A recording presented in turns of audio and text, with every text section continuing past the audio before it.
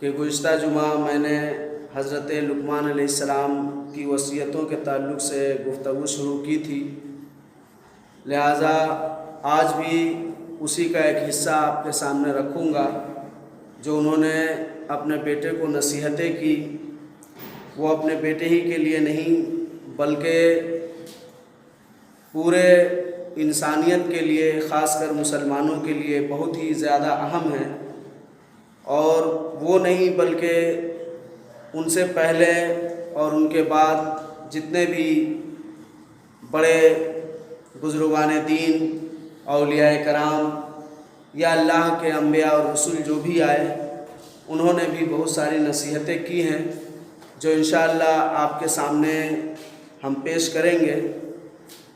اس میں حضرت لقمان علیہ السلام کی نصیحتیں جو انہوں نے اپنے بیٹے کو کی تھی، سب سے پہلی نصیحت انہوں نے کی تھی کہ میرے بیٹے اللہ کے ساتھ شرک نہ کرنا۔ سب سے پہلی وصیت جو انہوں نے اپنے بیٹے کو کی تھی وہ ہے کہ میرے بیٹے اللہ کے ساتھ شرک نہ کرنا، جس کی وضاحت میں نے گزشتہ جمعہ کی تھی کہ شرک ایک بہت ہی قبیح اور عظیم گناہ ہے، اور تمام بڑے گناہوں میں سب سے بڑا گناہ شرک ہے۔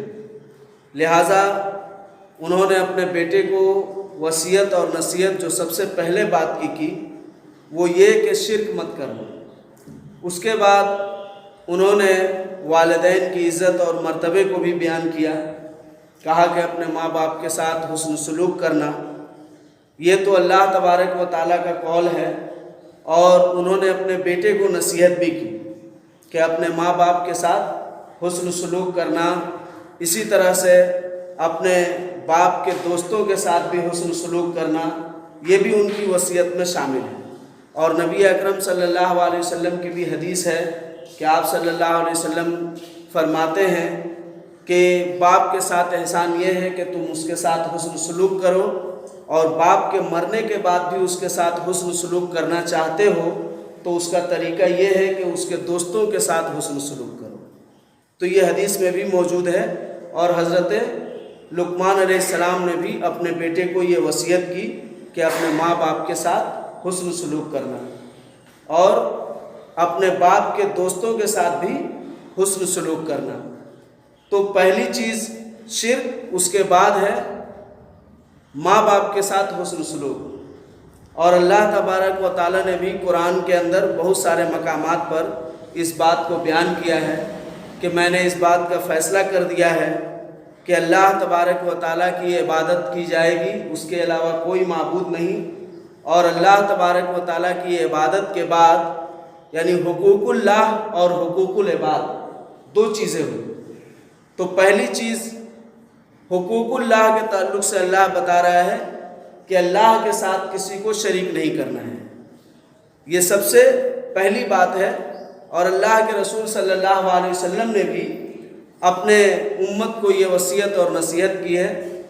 اور دوسری چیز جو بتائی جا رہی ہے اس کے بعد حقوق العباد میں، وہ یہ ہے کہ حقوق العباد کے اندر سب سے بڑا مرتبہ اور حق ماں باپ کا ہے، لہٰذا ماں باپ کے ساتھ حسن سلوک کرنا ہے، ان کے ساتھ اچھا برتاؤ کرنا ہے، ان کے ساتھ برا سلوک نہیں کرنا ہے، اور ان کی خدمت گزاری اور اطاعت گزاری کرنی ہے۔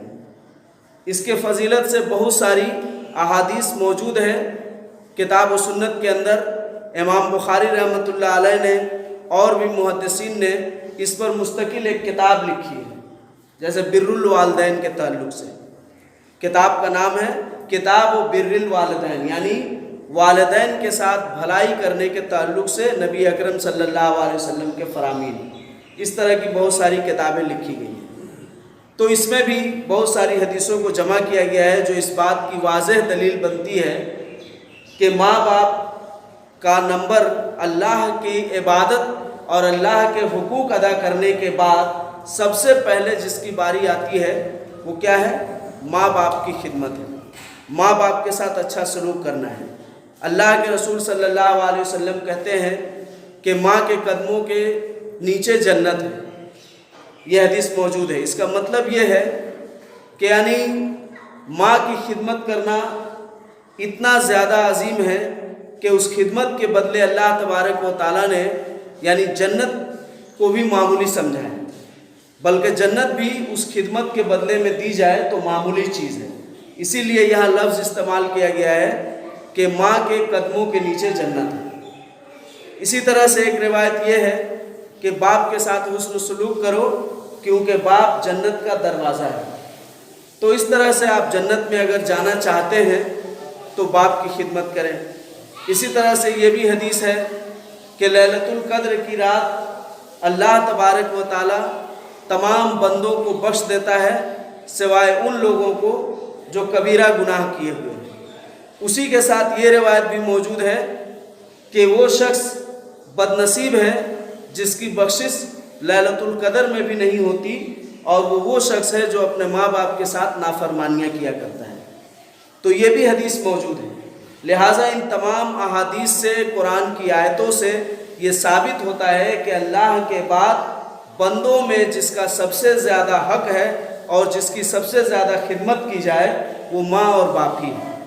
اس تعلق سے بخاری شریف کے اندر بنی اسرائیل کا وہ واقعہ بھی نقل کیا گیا ہے کہ ایک شخص 3 دوست تھے، وہ کہیں سفر پر گئے، غار میں پھنس گئے، تو تینوں نے اپنے اعمال صالحہ کو پیش کیا، جس میں سے ایک شخص نے یہ بات بھی پیش کی کہ میں اپنے ماں کو سب سے پہلے کھانا کھلاتا ہوں یا دودھ پلاتا ہوں، پھر اپنے آپ کو اور اپنی بیوی بچوں کو کھلاتا ہوں۔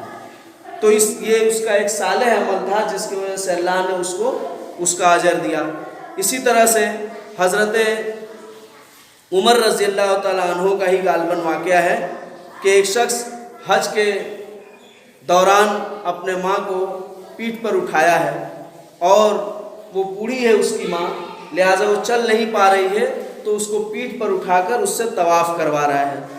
اور حضرت عمر رضی اللہ تعالیٰ عنہ دیکھے تو اس نے کہا کہ یہ دیکھیں آپ نے، ہم نے کس طرح سے اپنے ماں کی خدمت کی، لگتا ہے کہ اس خدمت کے بدلے میں نے اس کا قرض ادا کر دیا۔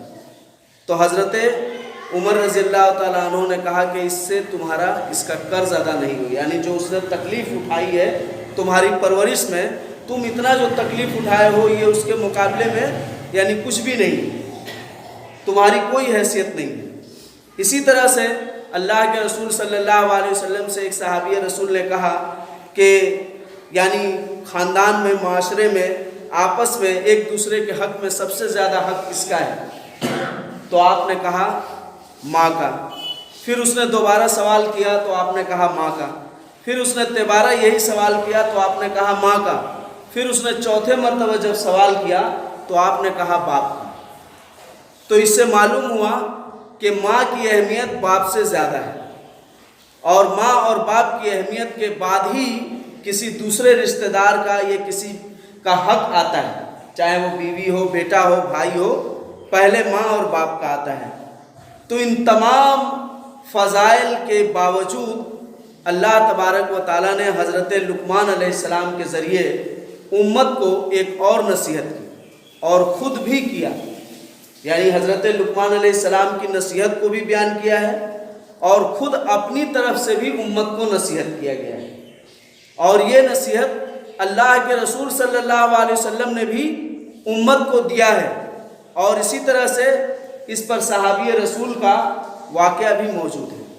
وہ یہ ہے کہ اللہ تبارک و تعالی حضرت لقمان علیہ السلام سے کہلوا رہا ہے کہ آپ کہہ دیجئے، اپنے بیٹے کو نصیحت کر رہے ہیں تو کہہ رہے ہیں کہ میرے بیٹے، ماں باپ کے ساتھ حسن سلوک کرنا اور ان کا خیال رکھنا۔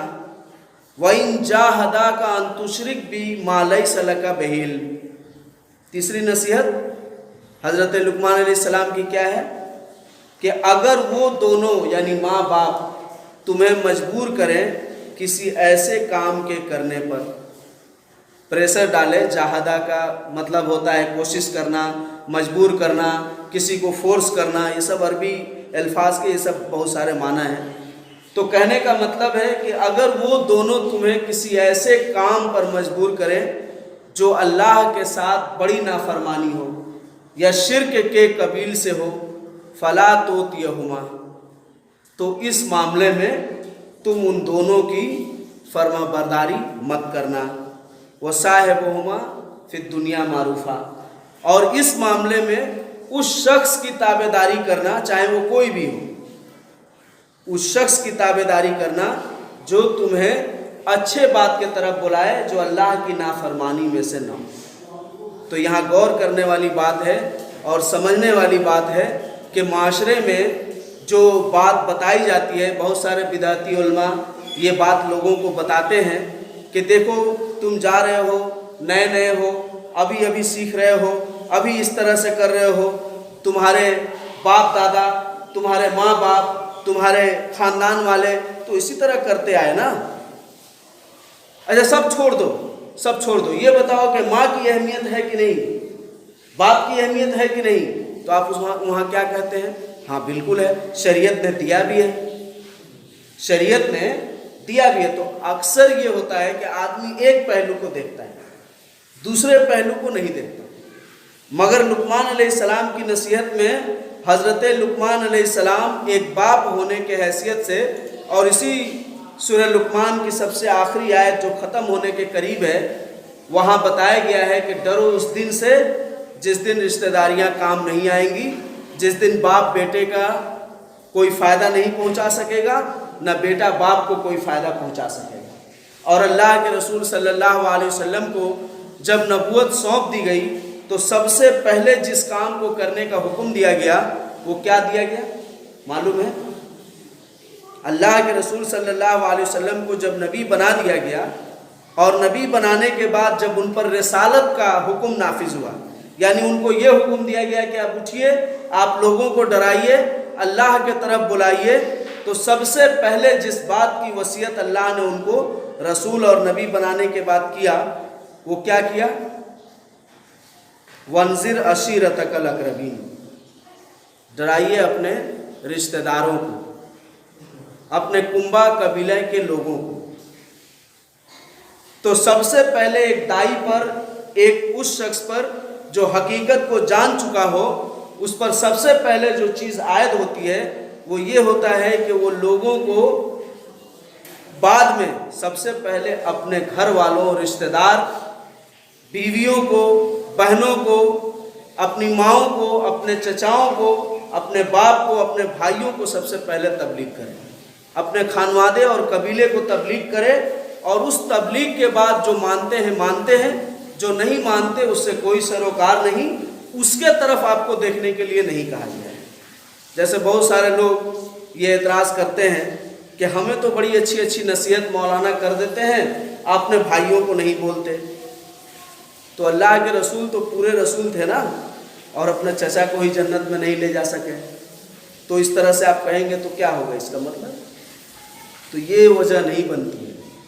वही बात को यहाँ उस नसीहत में शामिल किया गया है कि माँ बाप चाहे जितने ज़्यादा अहमियत रखते हो, लेकिन अगर वो ये बात कह रहे हैं कि बेटा तुम चोरी करो, ज़नाखोरी करो, सूदखोरी करो, बदकारी करो, हर तरह की बुराइयों को अंजाम दो, नहीं दोगे तो कैसे होगा, तो उस मामले में माँ बाप की बात नहीं माननी है।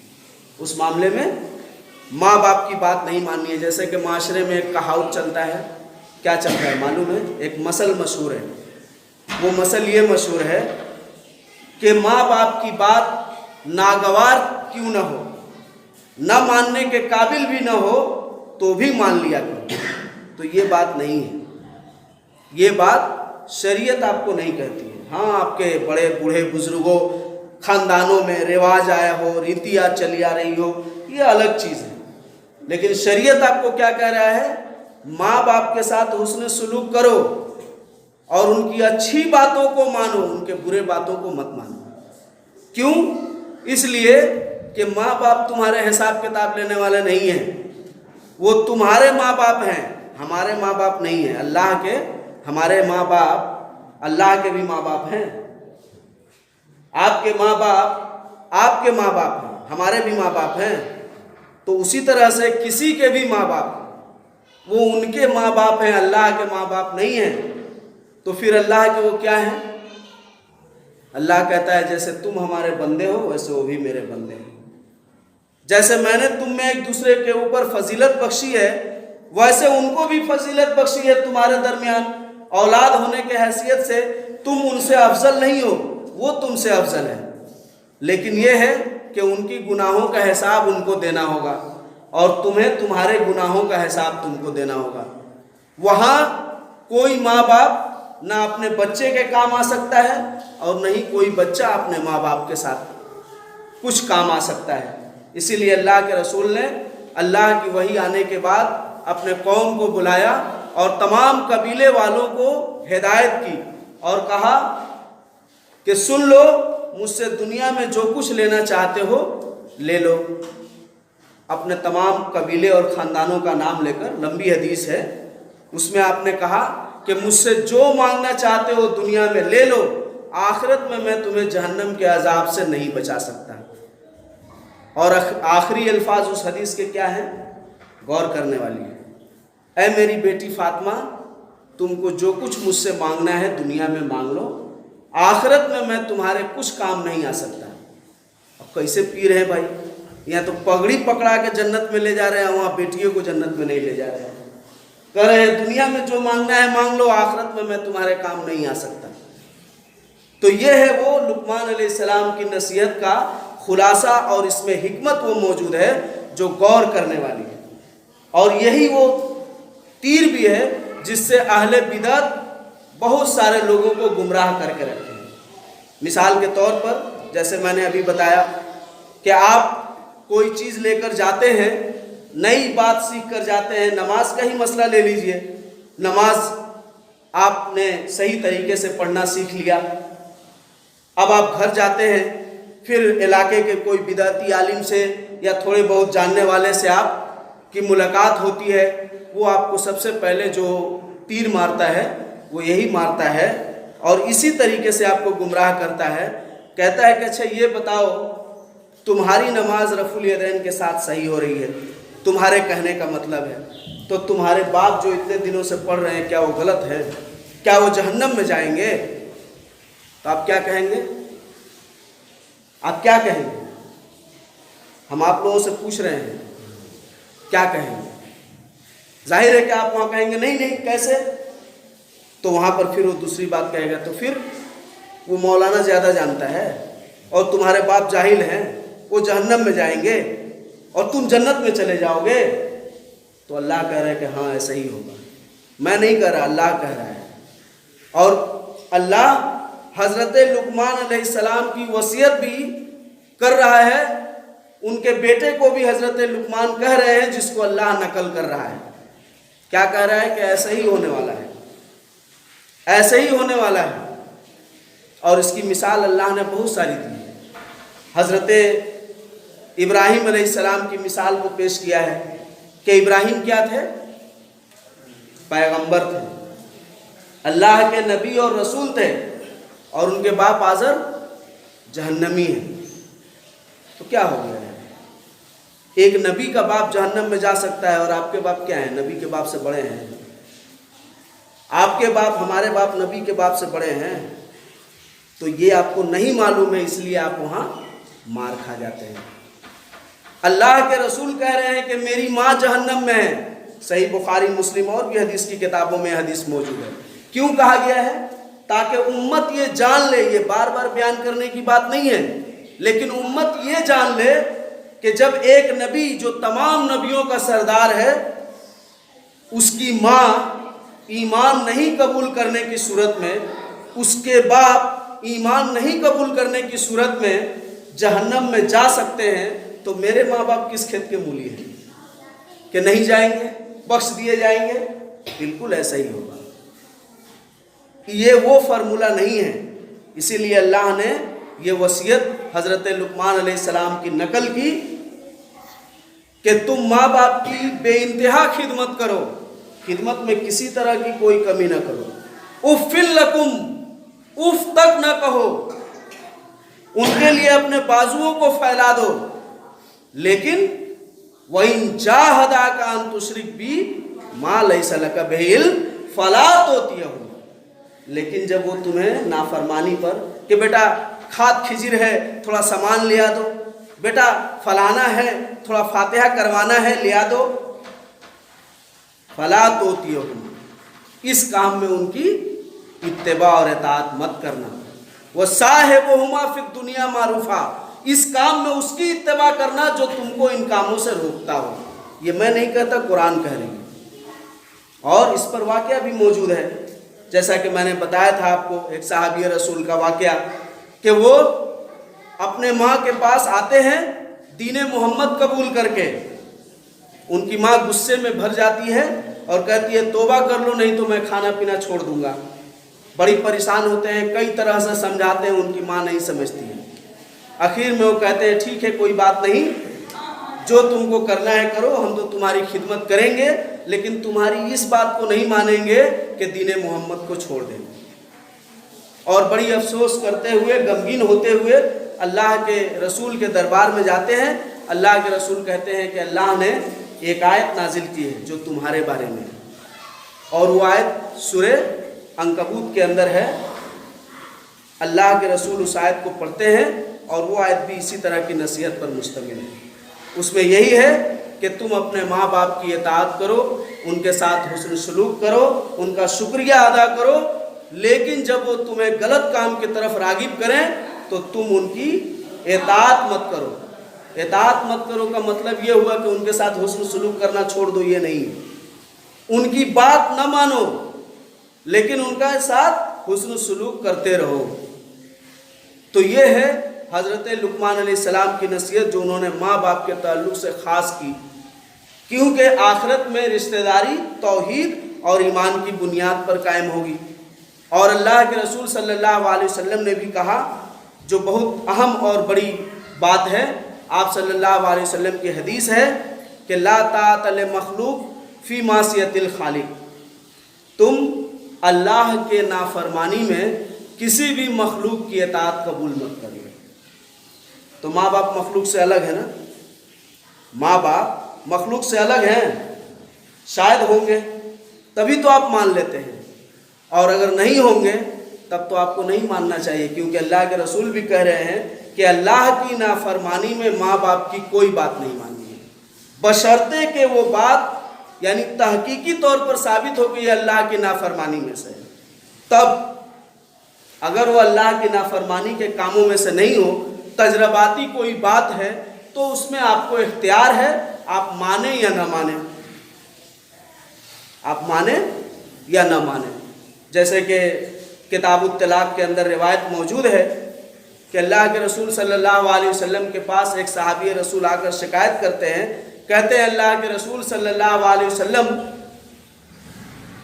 मेरी माँ कहती है कि मैं अपनी बीवी को तलाक दे दूँ, और मेरे लिए वो बीवी ठीक है, ठाक है, मैं उसको तलाक देना नहीं चाहता, इस पर आपकी क्या राय है? आप सल्लल्लाहु अलैहि वसल्लम कहते हैं कि तुम्हारी माँ अगर तजर्बाकार है, यानी अपने तजर्बे से कह रही है, तो बेहतर है कि दे दो, और अगर तुम चाहते हो कि नहीं तुम्हारे लिए बेहतर है तो तुम इसमें इख्तियार रखते हो, चाहे तो दे दो चाहे तो रख दो। इसका क्या मतलब होगा? तो इस तरह की कुछ बातों में आपको इख्तियार दिया गया है, लेकिन इस तरह की बातों में जो शरीयत के बिल्कुल मुखालिफ है और आपके माँ बाप कह रहे हैं कि यही करो, बहुत सारे बच्चों को यहाँ से मैंने देखा, कई एक बच्चों के माँ बाप ने यहाँ से उसको घसीट कर ले गए। क्यों? नमाज पढ़ने आते थे यहाँ, इसीलिए यहाँ पढ़ेंगे तो वहाबी हो जाएंगे, और कहाँ पढ़ते हैं? कहीं नहीं पढ़ते हैं। तो ऐसे माँ बाप के लिए जहन्नम के अंगारे तैयार हैं, और अगर वो बच्चा उन्हीं की इताअत में रहा इस बात पर, तो उसके लिए भी जहन्नम यानी सज़ा है। तो ये मैं नहीं कहता, कुरान बयान कर रहा है, और ये लुक़मान अलैहिस्सलाम अपने बेटे को नसीहत कर रहे हैं। इसके बाद हज़रत लुक़मान अलैहिस्सलाम अपने बेटे को जो चौथी नसीहत कर रहे हैं वो ये कि हर तरह की छोटी बड़ी बुराई से दूर रहना, हर तरह की छोटी बड़ी बुराई से दूर रहना। अभी क्या होता है, बाप भी एक तरफ खैनी मल रहा है, शराब पी रहा है, गुटखा खा रहा है, बेटे भी बगल में बैठ करके एक दो चीज़ की आदत लगा रहे हैं आहिस्ता आहिस्ता। बल्कि कुछ माँ बाप तो ऐसे होते हैं कि थोड़ा उसको भी खिलाते हैं ताकि अब ये से आदत हो जाए, ताकि आगे जाकर एक्सपोर्ट हो सके। तो ऐसे, और यहाँ हज़रत लुक़मान अलैहिस्सलाम क्या कह रहे हैं اے میرے بیٹے ہر طرح کی چھوٹی بڑی برائی سے دور رہنا. یاد رکھو کہ جو بھی چھوٹی بڑی برائی ہے اللہ تبارک و تعالیٰ قیامت کے دن لا کر رہے گا، سامنے لائے گا. خواہ وہ کسی پہاڑی کے گوفے میں چھپا کر کیا ہو گیا ہو، یا کھلم کھلا کیا گیا ہو، یا رات کے اندھیرے میں کیا گیا ہو، یا دن کے اجالے میں کیا گیا ہو، اللہ تبارک و تعالیٰ وہ تمہارے سامنے لا کر رہے گا. اس لیے اللہ کے سامنے تمہیں پیش ہونا ہے، لہٰذا ہر چھوٹی بڑی برائی سے دور رہنا. ہے کوئی ماں باپ جو اپنے سینے کو اونچا کر کے کہے کہ میں اپنے بیٹے کو اس طرح کی نصیحت کرتا ہوں؟ بلکہ آپ دیکھتے رہتے ہیں، آپ کے سامنے آپ کے بیٹے، آپ کی بیٹیاں بے پردگی کا مظاہرہ کرتی ہیں، آپ کے بیٹے بد اخلاقی کا مظاہرہ کرتے ہیں، معاشرے کے لیے ناسور بن جاتے ہیں، لیکن آپ کو کوئی فکر نہیں ہوتی ہے. ایسے ہی بیٹے اور بیٹیوں کے بارے میں کہا گیا ہے کہ جب والدین مر جاتے ہیں تو ان کا ایک حصہ والدین کو پہنچتے رہتا ہے، اور اگر اچھی تعلیم دے کر گئے ہیں تو اس کا ایک حصہ والدین کو پہنچتے رہتا ہے. سنن البیہقی کی یہ روایت ہے. اب چونکہ بھائی ہم کو کھانا پینا ہے، ہم کو تو اور کوئی مطلب ہے نہیں، اگر آپ بلا رہے ہیں دین کی بات کرنے کے لیے تو ہم کو گانا ہے، ہم سنگر ہیں تو ہم گائیں گے ہی، تو اسی لیے ہم نعت پڑھ دیتے ہیں یا پھر کھانے پینے کے کوئی طریقے بتا دیتے ہیں. تو میلادیوں نے اس حدیث کا کیا مفہوم نکالا کہ جب ماں باپ مر جائے تو تیجا 40واں کراؤ، کیونکہ کراؤ گے نا تو اس کا ثواب پہنچے گا. اس حدیث کا یہ معنی نہیں ہے. اس حدیث کا یہ معنی ہے جو حدیث خود وضاحت کرتی ہے کہ اگر تم اپنے بچے کو صحیح تربیت دے کر گئے ہو تو وہ جو بھی اچھی کام کرے گا، اچھی باتیں کرے گا، اچھائی کا کام کرے گا، اچھائی کے کام کے طرف لوگوں کو لے جائے گا، اس کا ایک حصہ تم کو ملتے رہے گا. اور اگر اس کو چھوڑ کر آئے ہو، اس کو وصیت اور نصیحت نہیں کیے ہو، تو وہ برائیوں میں ملوث ہے، تو اس برائی کا ایک حصہ تمہیں ملتا رہے گا. اس کو اس طرح بھی سمجھا جا سکتا ہے جہاں یہ آپ صلی اللہ علیہ وسلم نے بڑی وضاحت کے ساتھ سمجھایا، کہا کہ مردے پر مت رو چلا کر. منع ہے نا، ہم سبھی جانتے ہیں، یہ حدیث بھی مشہور ہے کہ جب کوئی مر جائے تو اس پر چیخنا اور چلانا نہیں چاہیے. وجہ کیا بتائی گئی ہے؟ مشہور حدیث ہے، سنے ہیں نا آپ لوگ؟ وجہ کیا بتائی گئی ہے؟ وجہ بتائی گئی کہ مردے کو عذاب ہوتا ہے. اچھا یہ بتائیے کہ رو آپ رہے ہیں تو آپ کو نہ عذاب ہونی چاہیے، مردے کو کیوں ہوگا؟ دوسری حدیث صراحت کرتی ہے کہ اللہ اس سے پوچھتا ہے کہ تم نے اپنے گھر والوں کو یہ تلقین نہیں کیا کہ میرے موت کے بعد تم لوگ رونا نہیں، چیخنا نہیں، چلانا نہیں؟ کیا یا نہیں کیا؟ کیوں نہیں کیا؟ کیوں نہیں کیا؟ اسی کا عذاب تمہیں دیا جائے گا. تو اس سے کیا سمجھ میں آیا؟ گارجین صرف سنبھالنا آسان بات نہیں ہے. باپ بن جانا اس کا یہ مطلب نہیں ہے کہ باپ بن گئے، 2-4 بچے پیدا کر لیے، بس ہم باپ ہو گئے. اب ہم کو بچے کہہ رہے ہیں بابا بابا، پاپا پاپا، ابو جان. کلکم رائن و کلکم مسئول عن رعیتہ. احساس ذمہ داری آپ نے اپنے بچوں کو کیا تعلیم دیا، کیا سکھلایا، یہ غور کرنے والی بات ہے.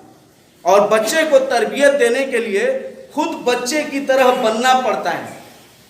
بچے کو تربیت دینے کے لیے خود بچے کی طرح بننا پڑتا ہے. آپ سوچیں گے کہ ادھر ہم کھینی ملے اور ادھر میرا بیٹا جو ہے اس سے نفرت کرے، ایسا ناممکن ہے. کیونکہ بچے کے پہلے مدرسے کیا ہوتے ہیں؟ ماں باپ کا گود ہی ہوتا ہے.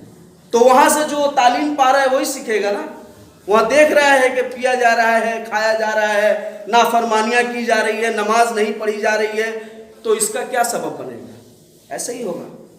اس کے بعد حضرت لقمان علیہ السلام جو 5ویں نصیحت اپنے بیٹے کو کر رہے ہیں وہ ہے وَأَقِمِ الصَّلَاةَ یا بنیا أَقِمِ الصَّلَاةَ. اے میرے بیٹے نماز کو قائم کرنا. قائم کرنے کا مطلب کیا ہوتا ہے؟ خود بھی پڑھنا، اور جو آپ کے ملحقات ہیں، جو آپ کے ساتھی ہیں، دوست ہیں، بھائی ہیں، بہن ہیں، بیوی ہیں، ان کو بھی کہنا پڑھنے کے لیے، اور آپ سے جو لوگ بھی مل رہے ہیں ان کو نماز کی فضیلت، نماز کی اہمیت بتا کر ابھارنا کہ آپ بھی آؤ نماز پڑھنے. تو حضرت لقمان علیہ السلام کیا کہہ رہے ہیں؟ اے میرے بیٹے أَقِمِ الصَّلَاةَ، نماز کو قائم کرنا. کتنے ماں باپ ہیں جو اپنے بچوں کو نماز کے قائم کرنے کی توفیق یعنی ترغیب دیتے ہیں، جیسا کہ اللہ کے رسول صلی اللہ علیہ وسلم کہتے ہیں کہ جب 7 سال کا بچہ ہو جائے تو اس کو نماز پڑھنے کا حکم دو، اس کو نماز پڑھنے کی عادت ڈلواؤ، خود بھی لے کر جاؤ، پڑھو، ترغیب دو، اس کو تربیت دو نماز پڑھنے کی۔ جب 10 سال کا ہو جائے اور نہ مانے تو اس کی پٹائی کرو اور اس کے بسترے الگ کر دیا کرو۔ یہ حدیث موجود ہے، تمام حدیث کی کتابوں میں آپ دیکھ سکتے ہیں۔ ہر بچہ بالغ ہونے کے بعد نہیں بلکہ 7 سال کے ہونے پر ہر بچہ اور بچی پر اسلام کے قوانین نافذ ہو جاتے ہیں۔ ابھی تو معاشرے میں نکل گیا ہے قضائے عمری، ہے کہ نہیں؟ ارے نہیں پڑھ رہا ہے تو کیا ہوا، ایک عمر کو پہنچے گا تو قضائے عمری جھٹ پٹ کر لیں گے، ہے کہ نہیں؟ 4 بار درود پڑھیں گے، 5 بار سورہ فاتحہ پڑھ لیں گے، 10 بار قل اللہ احد پڑھ لیں گے، ادھر جھکیں گے ادھر جھکیں گے، نہیں آتا ہے تو صدقہ کر دیں گے، پورا ہی معاف ہو جائے گا۔ یہ آپ نے تیار کیا ہے، اللہ نے نہیں تیار کیا ہے۔ اللہ نے کہا ہے اور اللہ کے رسول نے کہا ہے، اور اللہ تبارک و تعالی حضرت لقمان علیہ السلام کے ذریعے یہ بتا رہا ہے کہ ایک باپ پر فرض ہے کہ وہ اپنے بچوں کو، اپنے بیٹے اور بیٹیوں کو یہ تعلیم دے کہ وہ نماز قائم کریں۔ نماز کی بہت زیادہ اہمیت ہے، فرض نماز ہے، فرض نماز میں ظہر ہے، فجر ہے، ظہر ہے، عصر ہے، مغرب ہے، عشاء ہے۔ اب دیکھیے بہت ساری مسجدیں بن رہی ہیں۔ قیامت کی نشانیوں میں سے ایک یہ بھی بات بتائی گئی ہے، اللہ کے رسول صلی اللہ علیہ وسلم نے کہا کہ قیامت کے قریب لوگ اپنی مسجدوں پر فخر کریں گے۔